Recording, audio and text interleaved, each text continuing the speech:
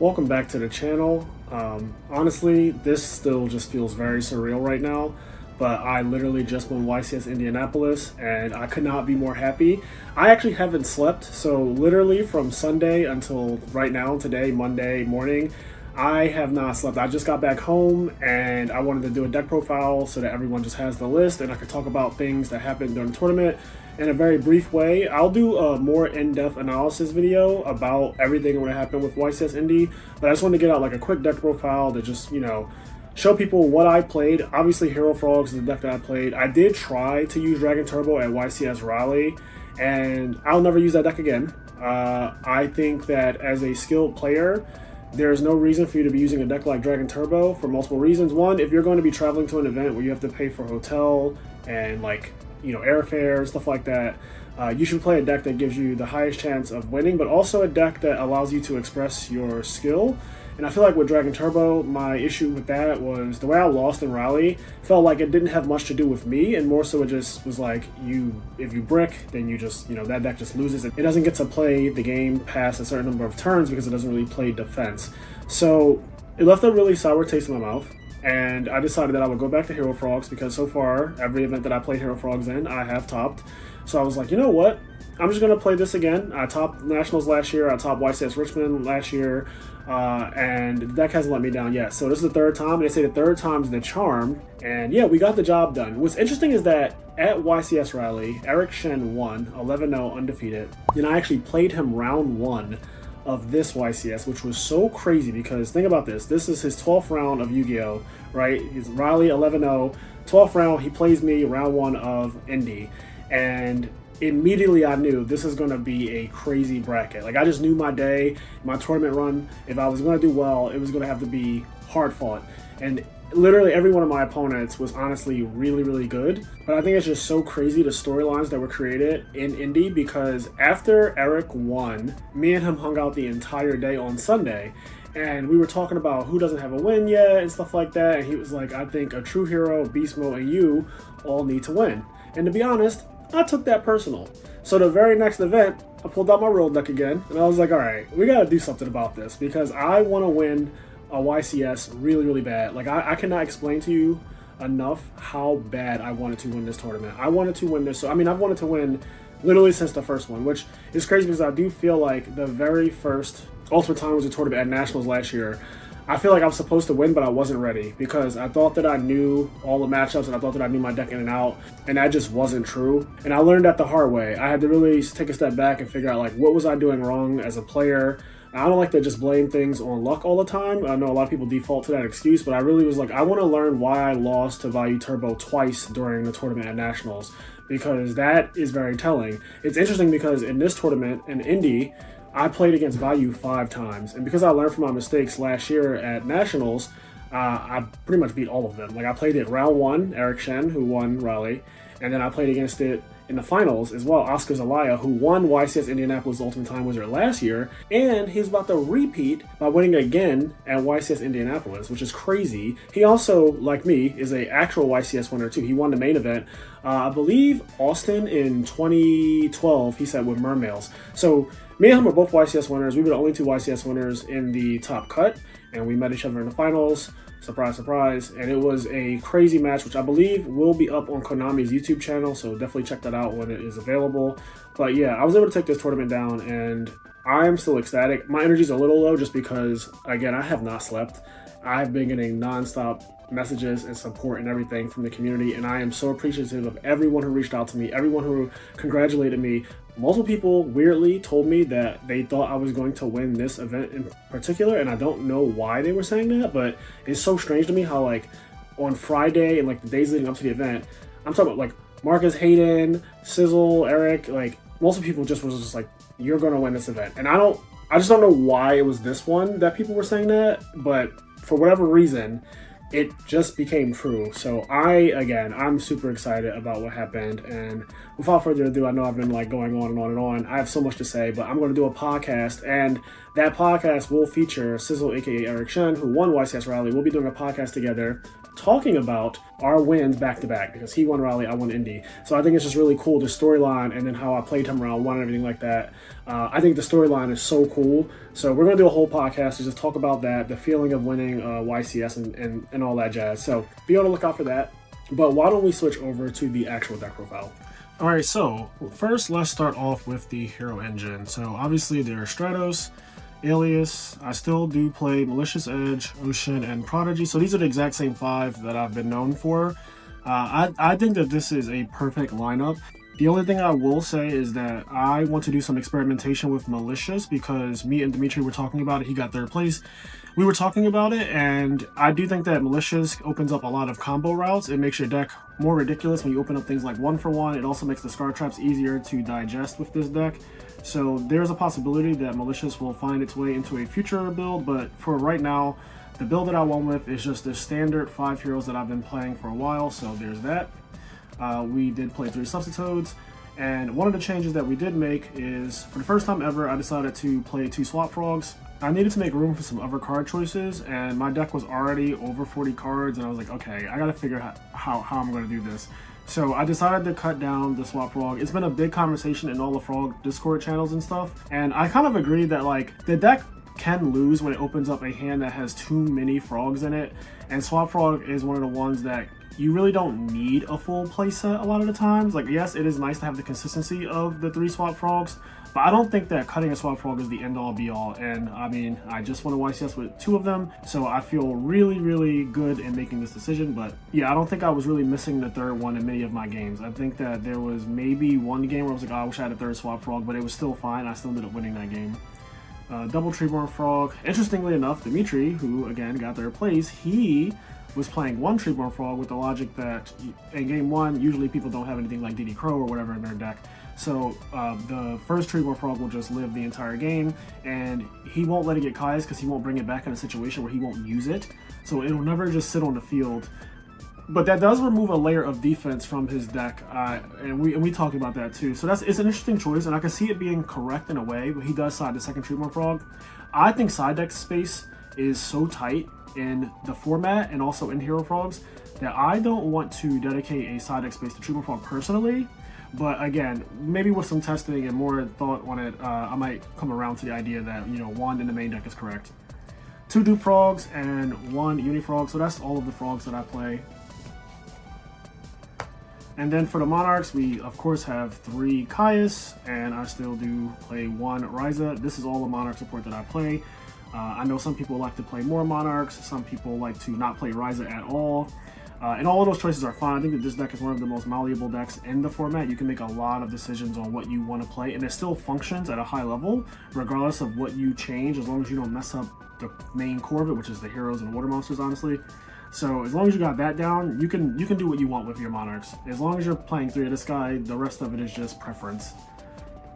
And then we have Gores, and I did play 1 Battle Fader. So before, when I topped YCS Richmond, I was playing double Battle Fader, and Fader has gotten a lot worse, just blatantly, because you sided out in most of the games because people put in Fossil Diners against you, or they put in Deck Devastation Virus, so this card gets sided out a lot. But here's what I wanted. I wanted to play, not only because I do think it's still a good card, I think that it makes people commit against frogs, which is a death sentence, because once you commit to the field and you try to go for an OTK, or you try to like end the game and you get battle fadered, frogs is the absolute best reversal deck in the whole format. Miracle Fusion, Econ, Brain Control, Caius, it just is the absolute best deck at cracking back. So this card is insane, and obviously people did try to go for a game against me, and I just battle faded them and reversed them just like I said, and they won me the game. But the psychological reason why I really played the 1 copy is that I wanted people to see me playing this card, whether they were watching my match or they were my actual opponent. I wanted them to see Battle Fader. They won't know how many I'm actually playing in my main deck, but I wanted them to see it so that they respect it in every single game that we play. And everyone who watched my matches also would have seen the Battle Fader, and they would have also respected Battle Fader in every situation, which can buy me turns in a long tournament like a YCS.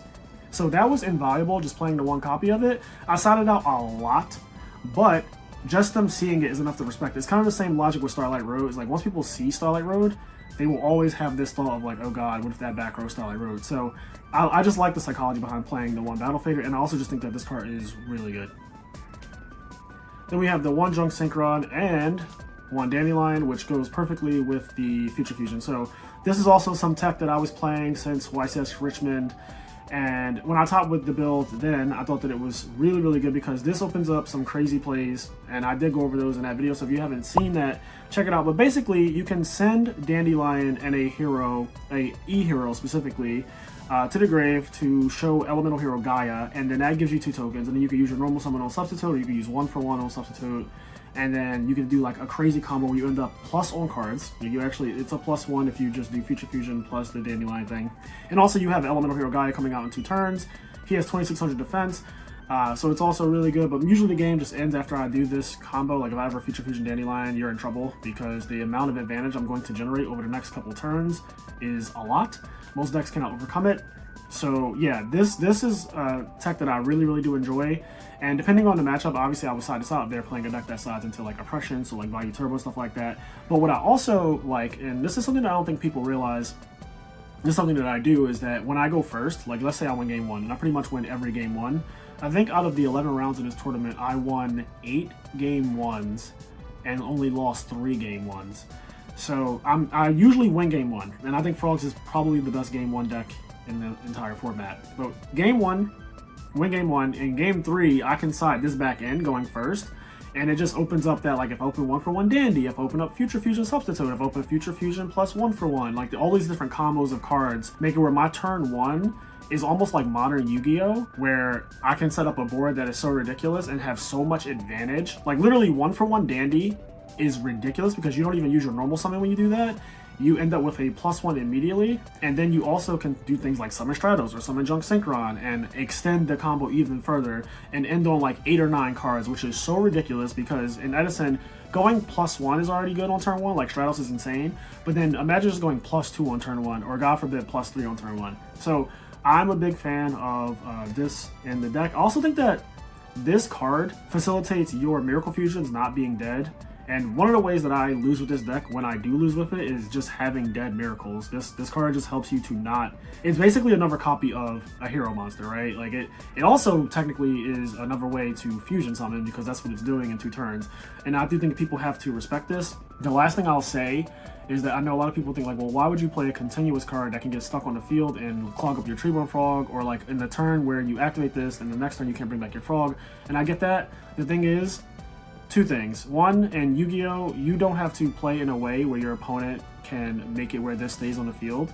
So if I use this to bring out Absolute Zero in 2 turns, I just won't attack with the Absolute Zero if they have a back row and I'm reading that as Deep Prison. I'll just go into Unifrog, because if I play this card, usually I'm going into like a crazy sub-block or dupe-block play, and I'll have the Unifrog access, so I'll read or like try to bait out a Deep Prison. But if they bottomless the monster that comes out off of this, then because it destroys first before it banishes, this will leave the field, so I don't have to worry about it then. And I don't attack into Deep Prison because I just feel like that's just you not understanding how you should be playing your deck. So I've never had this card stuck on my field ever, and it realistically will never happen to me. Like, it's just not a thing. So I don't have that gripe. Like, I know that's some people's concerns. It's just not a real concern to me, because if you just know how to play the game, the Future Fusion getting stuck thing isn't real. And the turn when you activate it, especially if you do the Dandelion Substitute one, you just have so much advantage that your Treeborn Frog not coming back for a turn is fine, because on the following turn, you're getting an Elemental Hero Gaia, which is like, you know, it's its own monster being special summoned out of nowhere, and it does have an effect, and it does have a really big butt. So yeah, I just feel like I always have to explain why Future Fusion is good in Hero Frogs. And so yeah, Silverman also, Steve Silverman, I actually have his deck list finally from YCS Vegas when he won, and he played Hero Frogs, and he also main deck Future Fusion, just by the way. So that's just like another little tidbit of information there. But yeah, I did play Future Fusion again, and I really like this card. So then we have 3 Miracle Fusions, no surprise there. Brain Control, I do play Econ. I'm not really sure what's been going on in the community. I just see a lot of people cutting this card completely from their deck, and I think that's a mistake. So the guy, again, Dimitri, who got 3rd, and I believe the guy who got 8th as well, because there were 3 Hero Frog decks in top 8. But all of us played Econ, and they actually played 2 Econs. I just played 1 copy of it because I didn't have space. But Econ is insane. I think that most of the good players know this, but Brain Control Caius is the best play in Edison format. It literally breaks any board that is not specifically Titanial. Like if it's not Titanial, Brain Control Caius breaks every board in the game. And so it's really ridiculous how good that combo is. And I also just think Brain Control is the best card in the format. Like in the actual Edison format, I think this is the #1 best card. I think that Trap Dust Shoot and Future Fusion are also up there, but I don't think that they're quite as powerful and as splashable, to be honest, as Brain Control is. Like this card is just absolutely ridiculous. And I feel like if you accept that this card is, even if you don't think it's the best card, if you think it's top 3, right? Well, if you think it's top 3, then why wouldn't you want to play multiple copies of it? So Econ is literally just multiple copies of Brain Control in the Frog deck because it's usually going to be free for you to take their monster. It also does other things like switching the positions of monsters, which allows you to trample with Malicious Edge to win game shots. And it can also just be used as a defensive card, like a trap almost.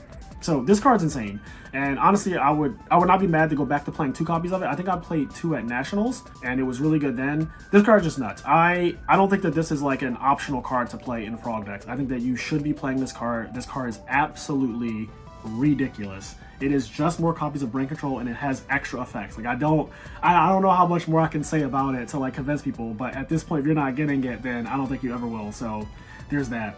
MST, I debate on putting this to the side deck all the time. I don't really care for it that much, but like Vayu is the most popular deck, which is so annoying. So like that being a thing, and the off chance that they have oppression, I have this line up perfectly with their oppression, I just have to play it for that reason. And then of course Heavy Storm, we have E-Call, we have Rhoda, 1-for-1, and Soul Exchange. This is also a tech choice that I made a while ago when I first built this deck, and I still do believe in the 1 Soul Exchange in the main deck. It is so broken, especially when you go second and they are playing like Vayu or Machina Control or any kind of deck that just sets monsters or whatever, and you Soul Exchange Substitute turn 1. It basically steals going first. It's like you went first now because you did that. So I think that this is one of the absolute like best openings in the deck. And yeah, I just want the option of that, and also just, you know, outside more of it, which you'll see later. So Raigeki Break, you know, this is another thing that I feel like I need to make a whole video on this, but the debate on what to play between Raigeki Break and Wing Blast and Karma Cut. So every one of those cards has merit, and I think that they all have their own pros and cons. But at the end of the day, I think Raigeki Break is the most consistent one, and I value that more. The problem with Wing Blast is that Frogs have some cards that they really don't want the opponent to draw again, like Fossil Dino, like Black Whirlwind.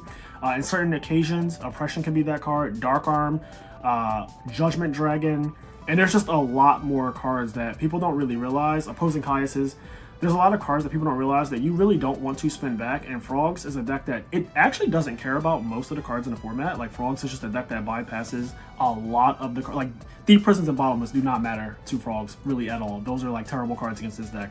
And Raiko's also not good against Frogs either. You know, I know it can make do Frog miss timing, but even that is like, okay, great. Like you have to do way more than that to like win the game. So that being said, I just feel like because the deck is already bypassing so many cards in a format, you're only checking off a list of cards that are really problematic to you, like Return from Different Dimension. Another one, I don't want to spin that to the top of their deck. I'd rather it just be destroyed forever. And once I see it in the graveyard, I can just check it off my list. When I'm playing against decks, you know, I check their graveyard for like Mirror Force and Torrential and Dark Arm and Burial and Brain Control, and I want those cards going forever. I do not want to spin them back. So I think this is the best one.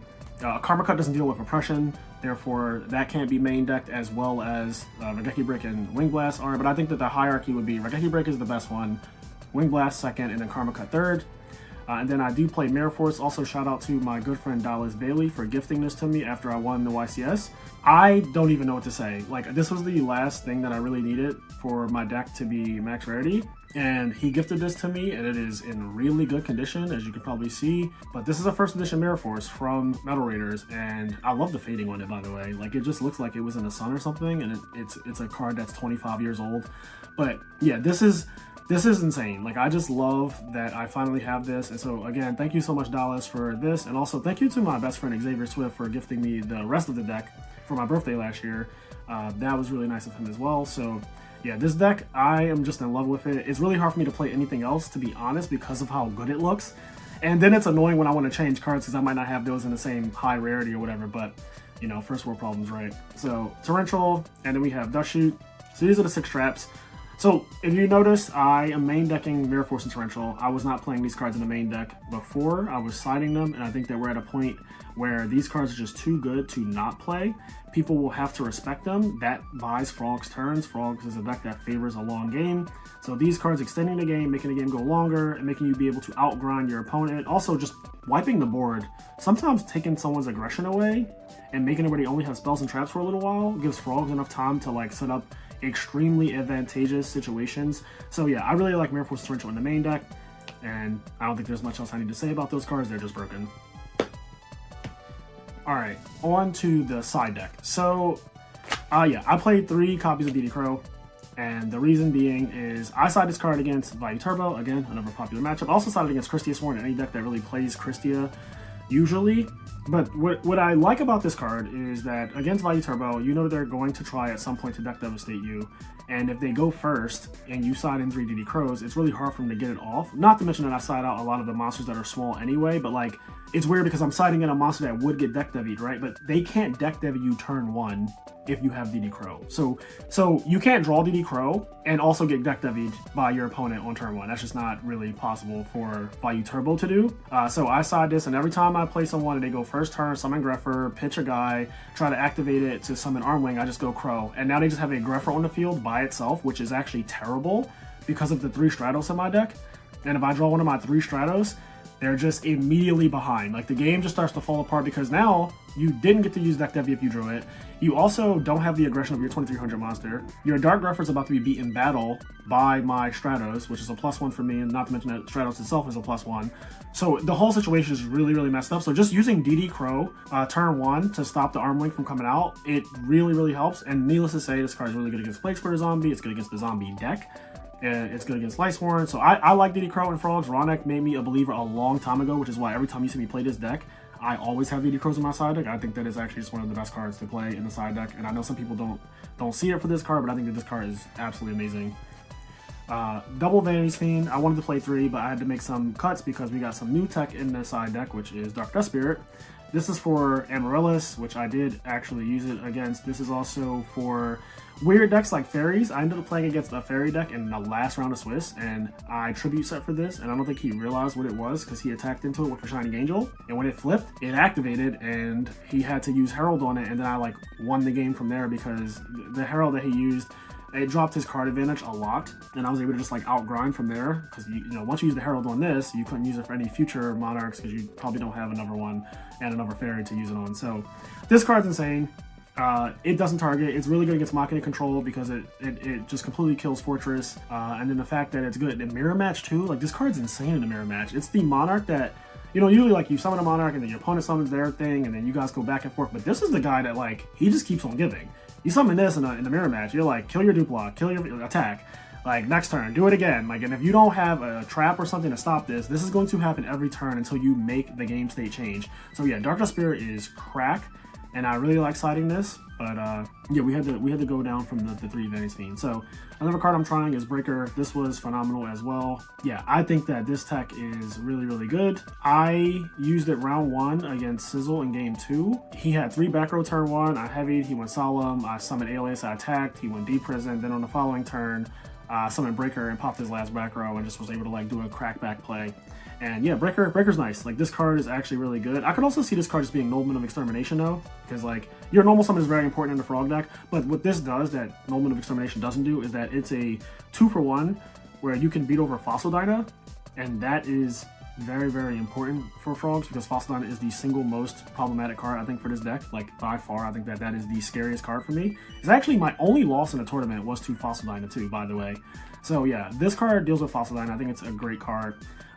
The one Snowman Eater, this card's amazing against Hero Beat, which I did use it against in top 8. I played against Hero Beat in top 8, and I won the game with Snowman Eater. I was able to win that match 2-0. Snowman Eater's insane. I think you only need 1 copy of it, to be honest. I know back in the day I used to side 2 of it, but I think 1 is fine.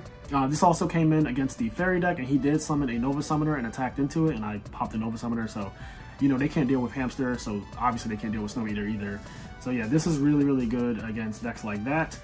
And then this is a decision that I made because I just don't want to lose the Blackwings. And I realized that Frogs, the Hero Frogs beats Blackwings, but Blackwings can beat Hero Frogs specifically when they draw Whirlwind. So my logic is, if we play this matchup straight up with no Whirlwinds involved, I'm going to win. Therefore, my side deck for Blackwings is very simple. It's just side 3 Dust Tornadoes, so that way they can't have Whirlwind on the field, and I'll just win the game. Like, that's literally how I treat that matchup now. And I played against 2 Blackwing decks in the tournament, and I 2-0'd the first one. The second one I ended up drawing against, but the way the game was going was like 100% in my favor, but we ended up drawing.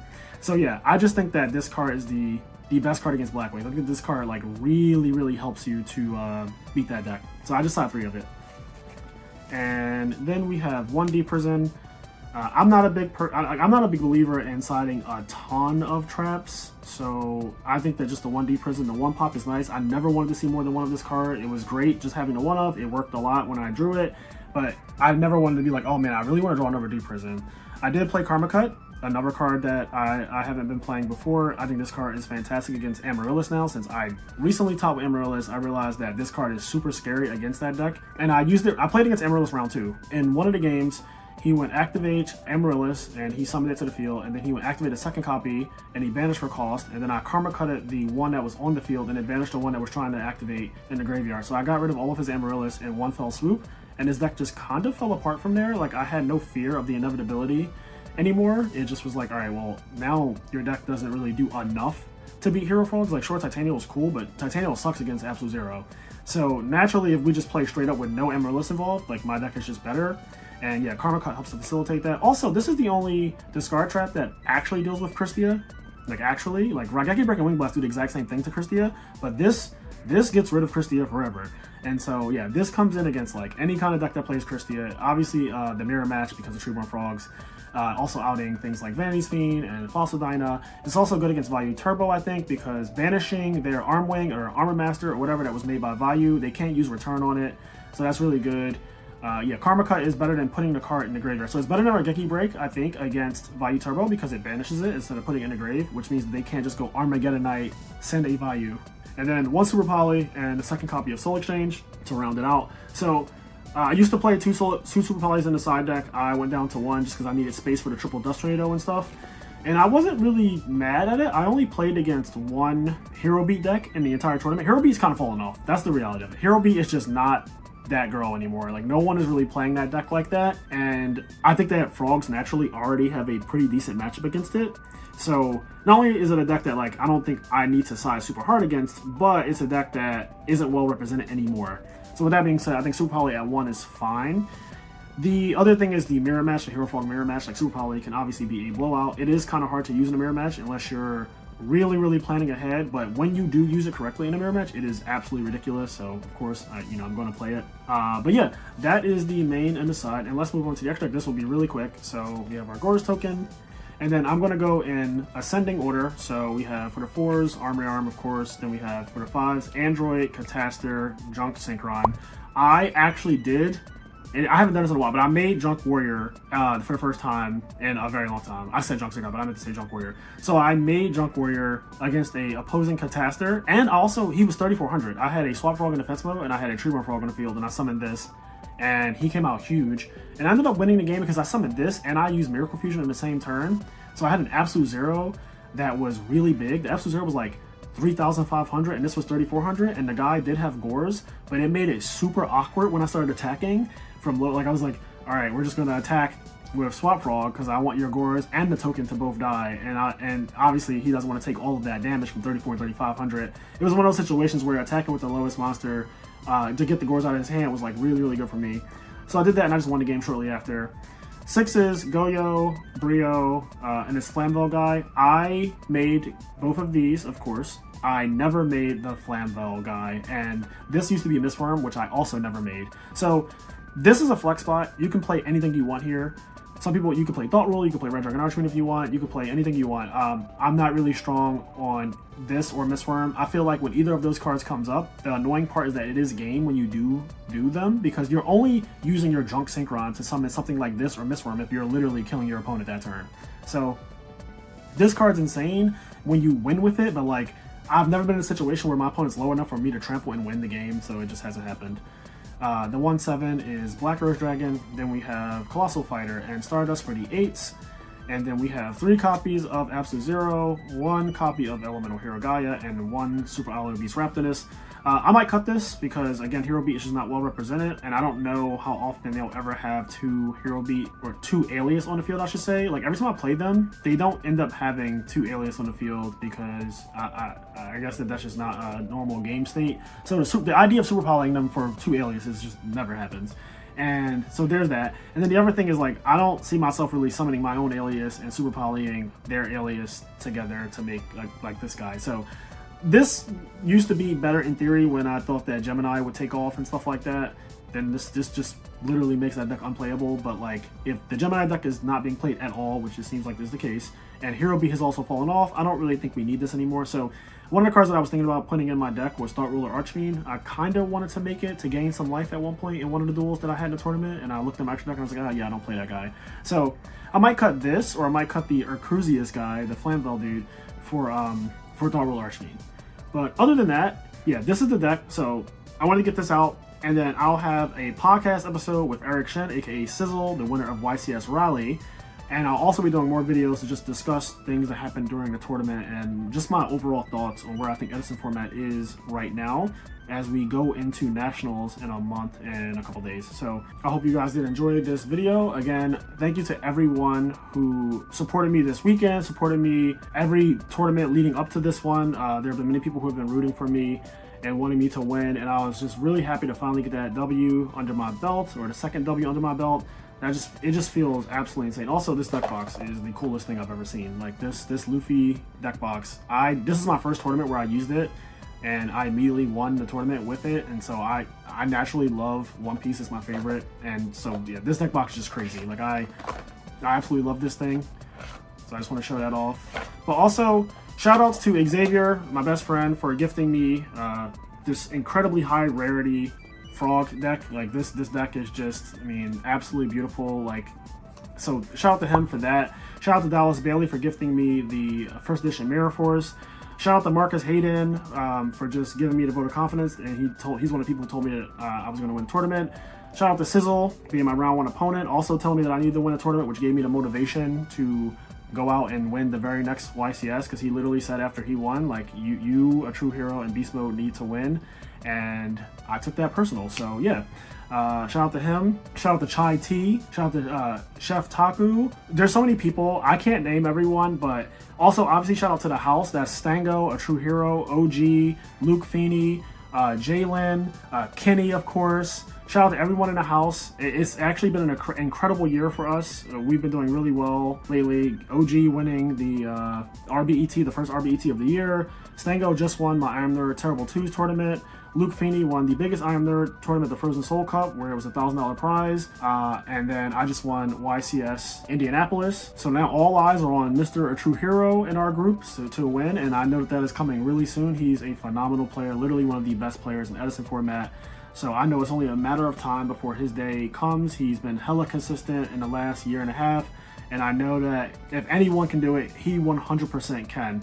So shout out to him. Also shout out to everyone in the IMNerdpodcast Discord server, especially Enraged Peacock, who's always one of the biggest supporters of the IMNerdpodcast. I really appreciate you, so I want to give you a very special shout out. Shout out to Romeo Junk Synchron Snyder. Shout out to Quest. Shout out to Austin Cruz. You guys are some of the day ones who've been there literally since the beginning. Shout out to Vinny Casello. Yeah, like there's so many people. Shout out to everyone who just ever supported the IMNerdpodcast, supported me as a player in my journey in this game. I've been playing this game for so long. I took a 6-7 year break and didn't play Modern, and then I found Edison and I fell back in love with this game.